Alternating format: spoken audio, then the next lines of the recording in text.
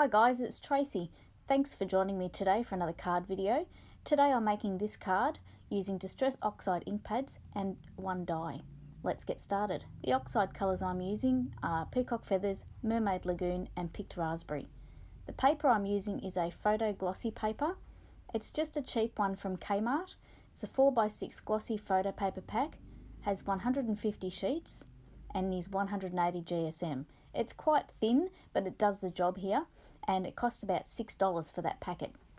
So first I'm getting my ink pads and I'm just smushing them into my Tonic Glass Media Mat. It's a great surface to work on.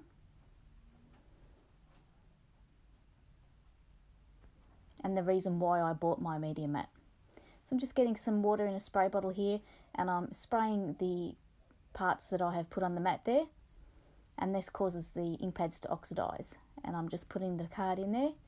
And with oxide ink pads, it's best to dry between layers, otherwise you will get that muddy look.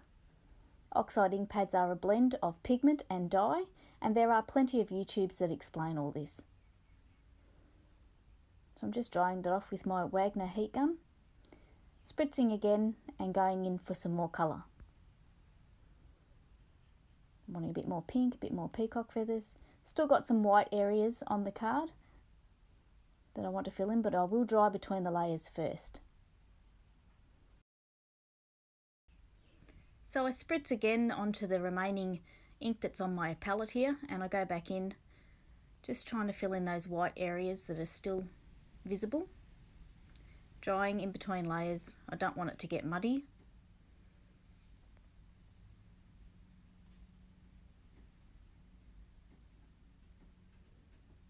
Go back in. And you can keep doing this as often as you like, as long as you dry between the layers.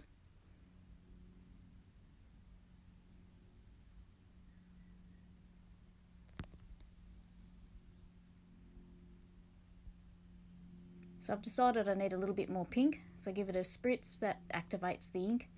And I'm just dabbing in there, and I don't want to go too far. So I just do a little bit, then I go, yep, that's enough.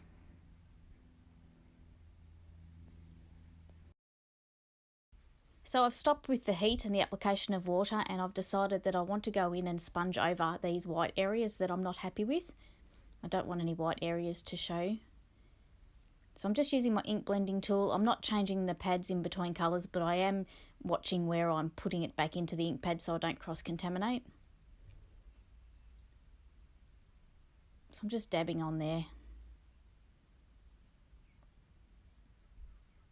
Some more Peacock Feathers, Mermaid Lagoon and Picked Raspberry. So then I decide to leave it alone, and then I get my packet of baby wipes. This technique I saw on YouTube, I can't remember who, sorry, but there's a lot of videos out there now. And you wipe it over with the baby wipe, and that takes the oxidization look off that you get with Distress Oxide ink pads. And look how vibrant it is, it just looks fantastic, I love it. Does make the paper a bit wet, and this is thin paper, but it's drying quite well, and it didn't buckle or warp or anything, so I'm pretty happy with that. You can get the same look with the Distress Glaze that Tim Holtz puts out with his range, but I wanted to try this baby wipe technique, so I was happy with that. And now I'm using this die cut from Reverse Confetti called the Square Hello Frame, and I'm just deciding where I'm going to place it on the inked background. Trying to work out what colours I want where. So I turn it landscape, and I'm pretty happy with how this looks. It's time to glue this down now, and I'm using Ranger Multi-Medium in the mat, and this is how I apply my glue now. I got this idea from Corin Wiskman to apply glue in a syringe. It has a blunt tip end which is 18 gauge, and it is fantastic for the precision application of glue. I don't think I would go back to applying glue any other way. So thanks, Corin.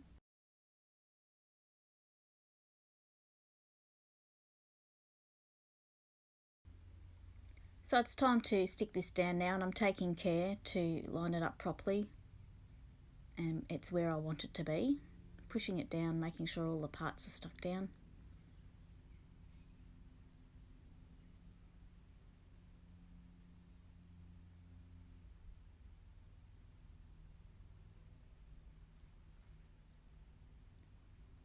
And now I'll trim the side edges off with scissors. Now I don't normally use scissors to do this. I'm normally a metal ruler scalpel girl. And when I cut these, I realise why I'm a metal ruler scalpel girl, because I didn't do a very good job. So off camera I fixed it up so that it was much more neater, but you can see I'm looking at it going, that's not a very good job, Tracy. So I'm now thinking about how I'm going to mount all this up, and I'm going to mount this piece onto a piece of foam sheet for a bit of dimension. It's like double-sided tape, but it's not sticky. So I apply double-sided tape to it and line it up onto the pink layering piece, taking care to line it up carefully, pushing it down, and then I turn it over and use my multi-medium in the mat again to apply it to the back base card. I'm using glue this time because I want a little bit of wiggle room to get it straight, because I don't want to mess it up at this stage. Ask me how I know. So if you do get your glue in the precision needles, make sure you put the caps back on, otherwise it will dry up. So I'm applying that to the base card. Got a little bit of wiggle room because it's not quite dry, and then I can push it down. So it's nice and straight, and I'm happy with it. So I'm pushing down all the edges here to get good contact between both cards. Wiping away bits of fluff that seem to come from nowhere. And then I open up the card too and give it a bit of a push down from the inside. Now I'm thinking my card needs a little bit of bling bling.